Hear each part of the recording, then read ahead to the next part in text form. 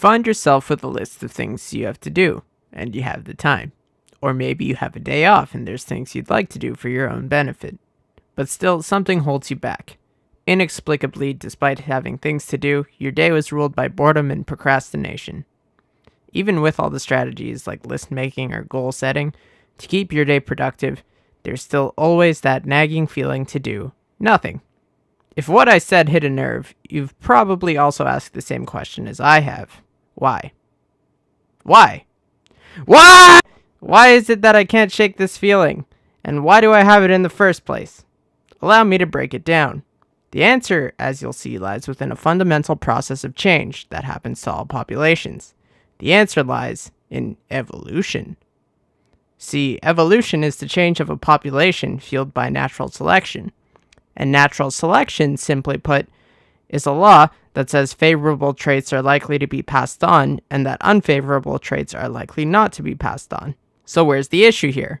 The problem is that saving energy in any form, physically, mentally, or chemically at a metabolic level, is very favored. Nature has limited resources for the use of survival.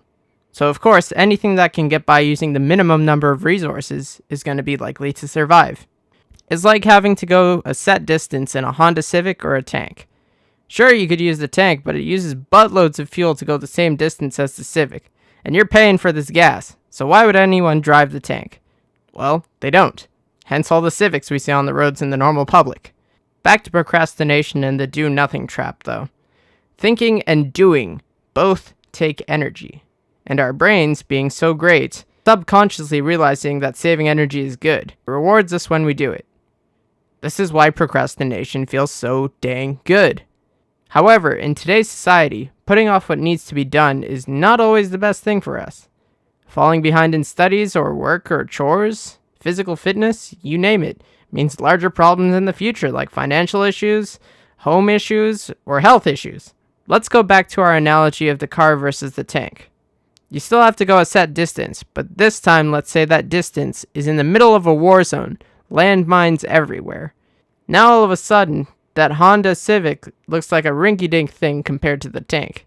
Even if it uses more resources, you still have a better chance of surviving being in that war zone, being in the armored tank. Likewise, life today should be thought of as if in a war zone. The fuel-efficient or easy solution is not the right one, even though our brain tells us it is and makes us feel like it is. So if you're feeling bad now that evolution didn't exactly deal us the greatest hand, fear not. Luckily for us, we also have highly evolved decision processing centers in our brain, and we can use logic. In order to make that feeling of wanting to do nothing go away, we must keep in mind that by doing nothing, we are not in fact doing the right things to make our survival easier or better. In fact, we're decreasing our fitness, and this time, we need to use the tank. Try to keep in mind the large time-compounded consequences of putting things off, and this should sink in. For example, say you don't exercise. That eventually translates into bad health problems. Our brains for some reason function in a way that underestimates small negative consequences, but can understand extreme consequences. They also have a harder time processing consequences that happen outside of the short term, which is also thanks to evolution. Anyways, now you know. It's all evolution's fault. Heck, a lot of problems today can be brought back to jumping the gun on our evolution, but those require answers for another day. All being said, I hope you found this video helpful to confront your own procrastination in your life. And if you found it helpful, please share it with a friend.